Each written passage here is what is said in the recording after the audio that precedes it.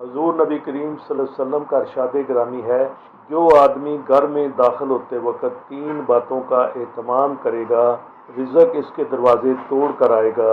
Number 1، گھر میں داخل ہوتے وقت السلام علیکم ورحمۃ اللہ کہے، خواہ سامنے کوئی موجود ہو یا نہ ہو۔ اس کے بعد 1 مرتبہ سورۃ اخلاص یعنی قل هو اللہ احد پڑھے۔ اعوذ باللہ من الشیطان الرجیم، بسم اللہ الرحمن الرحیم،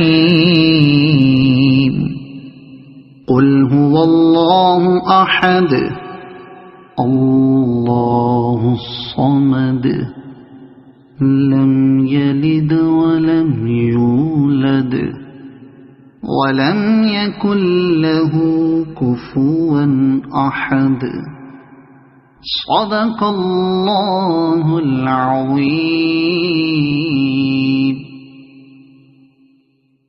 اور پھر مجھ پر 1 مرتبہ درود بھیجے، صلی اللہ علیہ حبیب ہی محمد وعلی آلہ و صحابہ وسلم۔